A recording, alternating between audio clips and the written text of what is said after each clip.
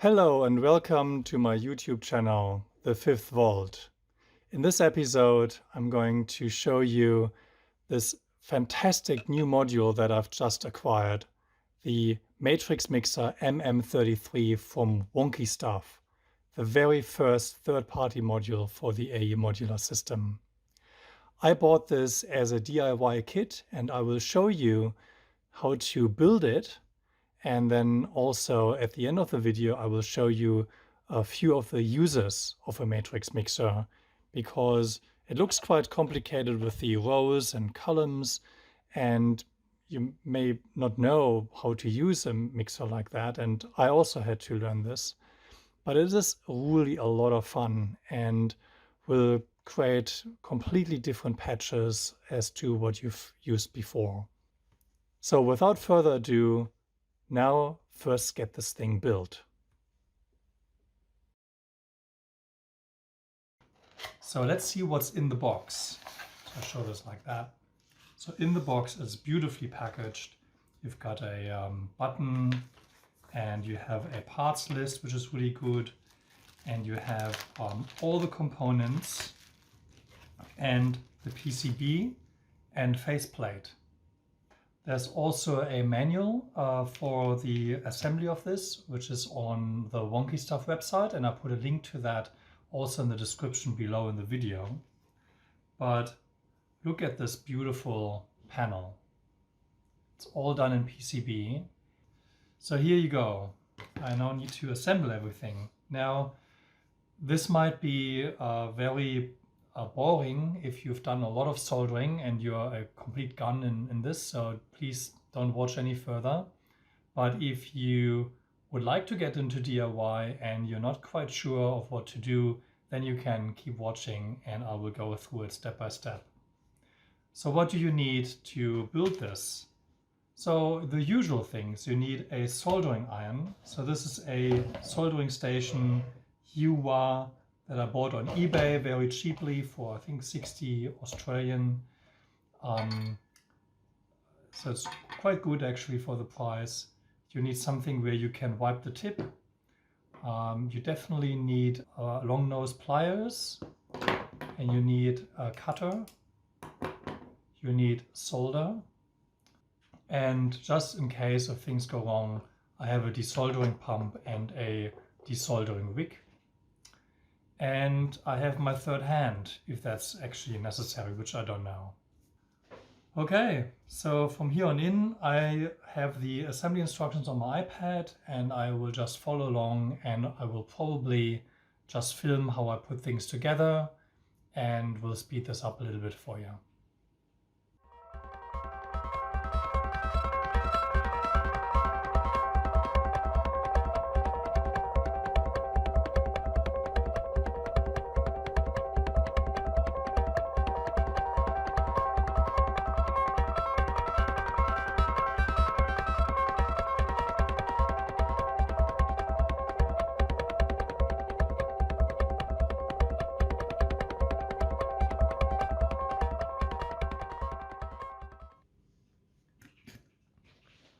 So as you can see here, I have inserted the 100K resistors for now.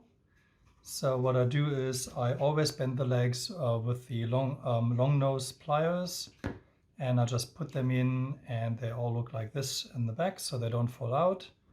And I'll always try to align the stripes in the right direction, although it doesn't really matter because a resistor is a unidirectional component, but it just looks nicer, and it's easier to see what's on the board.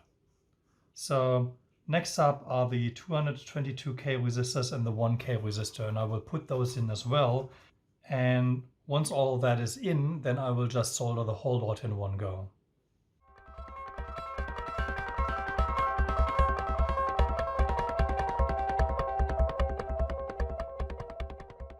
My soldering iron is heating up, and once that's nice and hot, I can start applying the solder.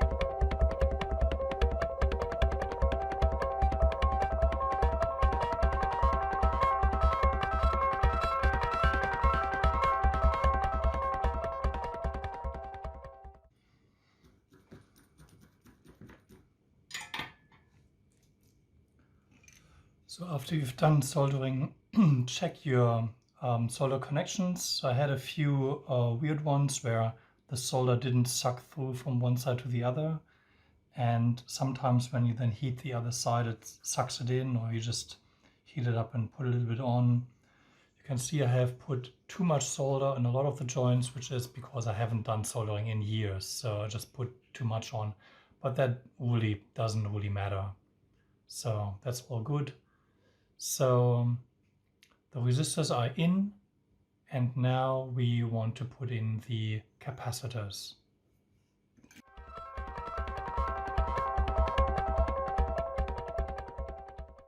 Okay, so the next part of the build is to put in the IC, but first I'm going to cut off all those legs so I have better access.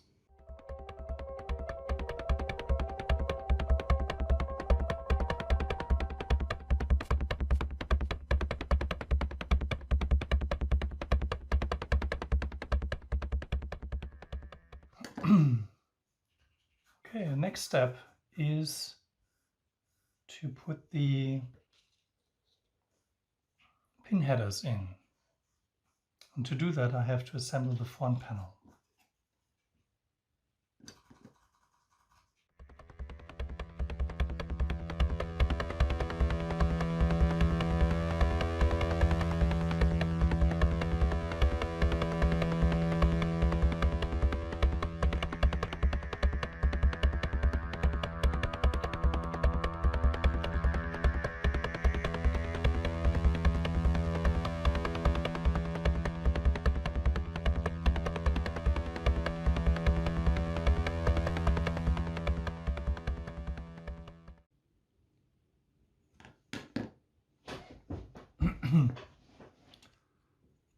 These potentiometers are quite a tight fit, so gotta wiggle it a little bit before they get in.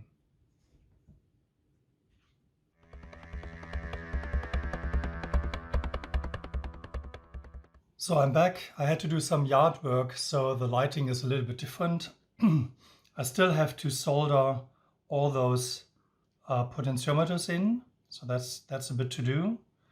And then at the end I have to disassemble the thing again and put in the power and bus connector down here. So still a couple of solder points to do, but hopefully that shouldn't take me longer than 10 minutes, and then I can test it.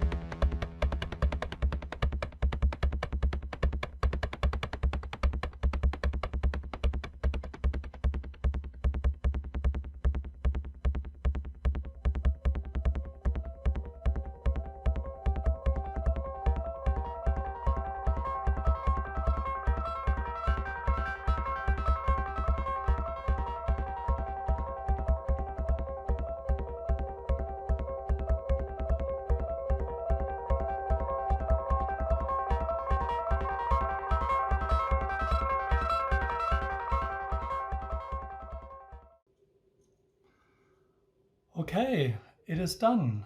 The whole module soldered together. There are a few dodgy solder connections where for some reason it just didn't flow right. So I just have to see if it works or not. And if it doesn't work, I just have to try it again. But that sometimes happens, which is really weird. Like for instance, every third one here was really tough to get a flux in. So I don't know. We'll see how it works.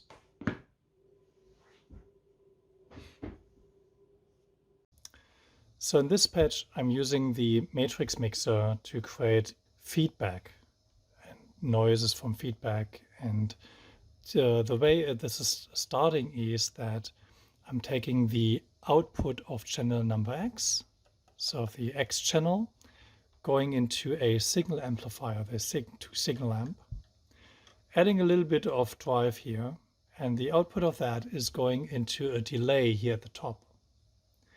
And the output of the delay is going into the input channel 1A. So this means that the first row is the output of the delay, and the first column is the thing that is going out into the delay as well. So when I start this and I open this first knob here, then I will create a feedback loop, basically. And you will hear that that's the first thing that I will do in the patch. Now, once you have the feedback loop, you have to maintain it. You can't just leave it because it will just go stronger and stronger and overwhelm the system and get incredibly loud. And that's not something that is desirable. So you need to really have your finger there and maintain a level that is acceptable. And you can increase it again, and you can decrease it, and you can even stop it by just turning this one knob here. Now, if you have a feedback loop, then what's really fun is to inject other things into it.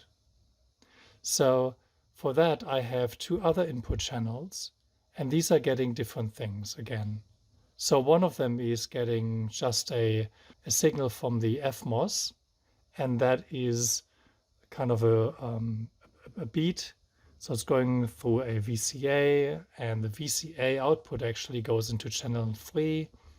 And the VCA is open from an LFO, a fairly fast moving LFO. So that's kind of a beat, and I can tune this into the feedback loop by just turning this knob here. So when the feedback is going and I inject just a tiny bit, then it will just perpetuate.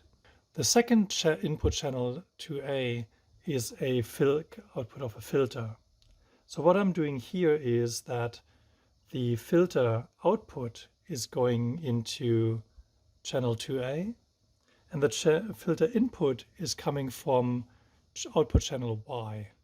And the filter cutoff frequency is driven by this envelope here, which is opened in the same rate as this LFO, which is driving the beat of this FMOS here. So they're kind of in tune, and by using the resonance, I can inject kind of very high-pitched tones. Now, how do we hear this? The output channel Z, that is going into my mixer at the top here. So Z is going into the mixer, and that is going into the multi-FX and then out. So on the Z column, this is where I can tune in all the 3 input channels. So if I use 1, the top knob here, this is the feedback loop. 2 will be the filter, and 3 will be the FMOS pulse.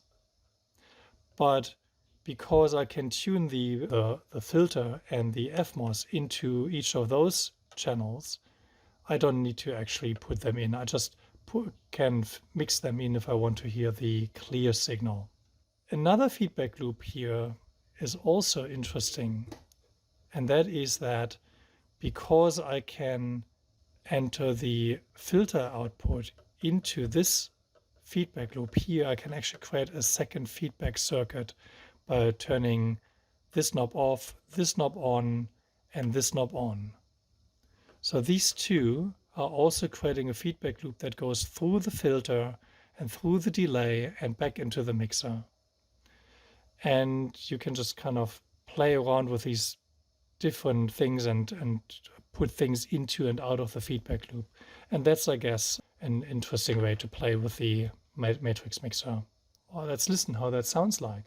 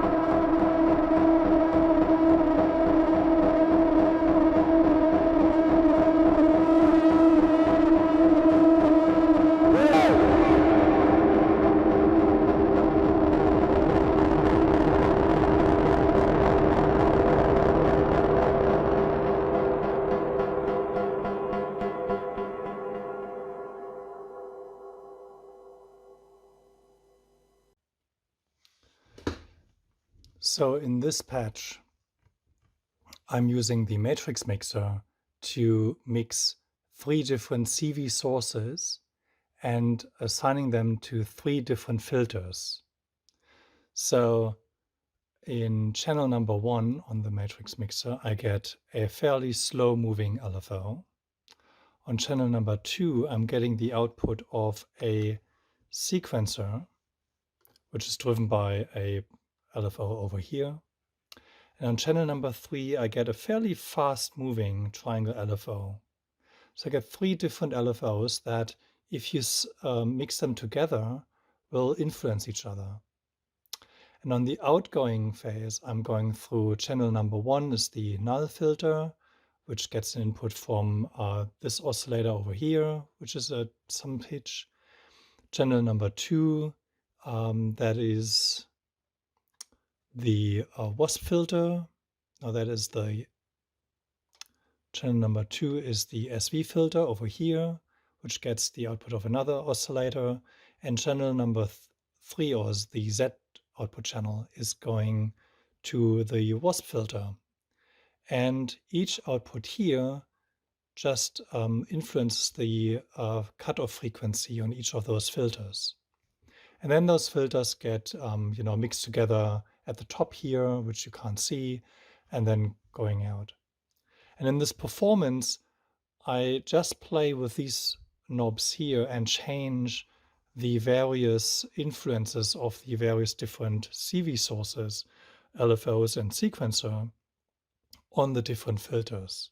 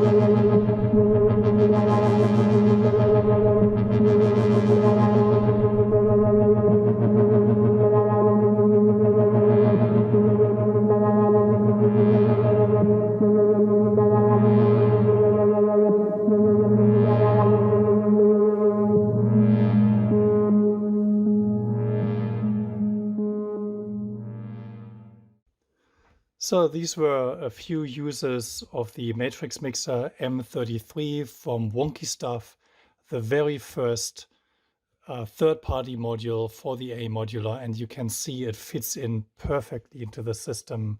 It has many more users, and I've just touched the basics of them. And please go onto the forum where there is a post dedicated to this module, and yeah, learn more about it, how to use it. It's really a lot of fun, and it's great to play with. Thank you for watching, and if you have any questions or comments, please leave a comment in the section below. Thank you for watching.